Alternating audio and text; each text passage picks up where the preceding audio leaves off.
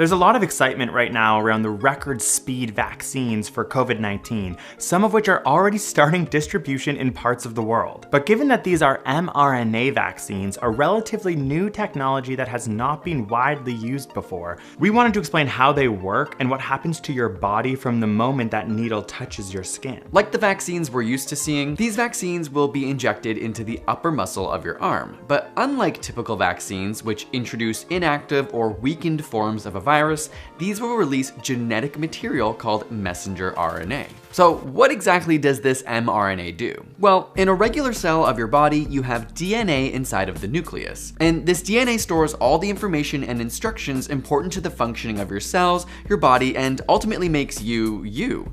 Inside your cell is machinery that reads through your DNA and transcribes it into mRNA, which then leaves the nucleus and goes into your cytoplasm. And it's here that the ribosomes in your cells read the RNA, and depending on the specific code, build a series of amino acids which fold in on themselves to make proteins which keep you alive and functioning. This process is known as translation. In fact, it's this process that viruses take advantage of in the first place. They insert their own genetic information into you, and then your cell machinery unwittingly starts taking that information and building proteins to help create more viruses. So back to the needle. The mRNA that is being injected into you from the vaccine also carries genetic instructions. But in this case, it's only coding for one small part of the virus, instead of the whole thing. You've probably seen SARS-CoV-2 represented like this, with the spikes on it, and it's this spike protein, which on its own is harmless, that the vaccine's mRNA codes for. The mRNA makes its way into the cytoplasm of your cells,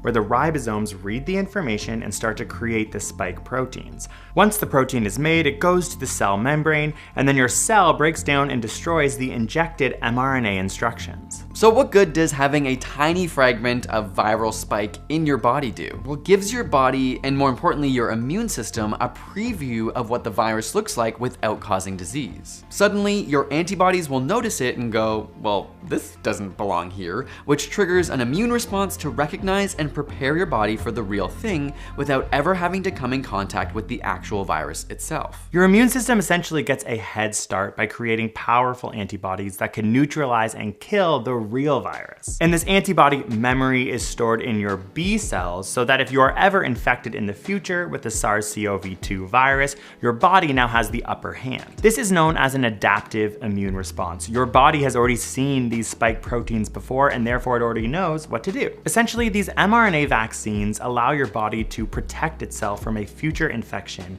without ever having to risk the consequences of getting the disease COVID-19. So why haven't mRNA vaccines been used before? While they are relatively new, researchers have actually been experimenting with them for decades, but in the past, they've been very unstable. Enzymes in your body would break down the mRNA quickly, so they needed to be packaged well. The ones being released now have the mRNA encased in lipid nanoparticles, which essentially protect the mRNA from being degraded. Since they're more unstable than other types of vaccines, they have to be kept cold.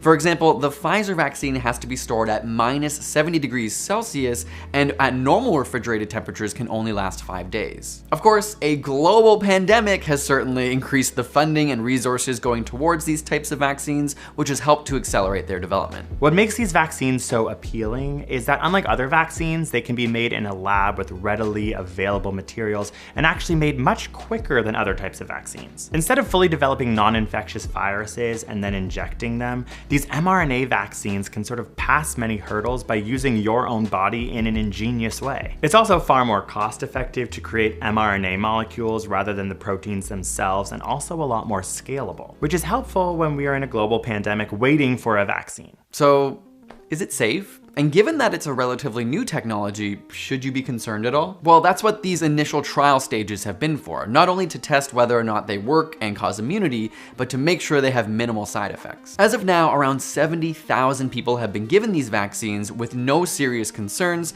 a caveat being that the full research hasn't been published yet as of recording this video. But it's important to remember that just because it's safe doesn't mean there won't be any soreness or pain. Some recipients did report aches and pains, and as of now, you'll need to receive 2 shots to ensure efficacy. I saw a really great analogy by the professor Shane Crotty, who works in vaccine research, and he said, "It's not unlike going to the gym and getting exercise and really sore muscles. A bit of pain can be a positive sign that good things are happening. Sometimes you have to earn your immunity, just like you have to earn those biceps you wanted so bad. We know you've been asking about these vaccines a lot. We've also had our questions, so we hope that all this information was useful and concise and educational for you, because it does sort of help make things seem less unknown and scary in a very strange time. Thank you all so much for watching. If you want to hear more about vaccines, our podcast is on YouTube. You can check that out. We have a few episodes on vaccines. Gossip about vaccines, to be honest. Yes. Moderna stealing all the glory. You love to see gossip about vaccines. Otherwise, make sure you like this video, subscribe, and we'll see you next time for some more science.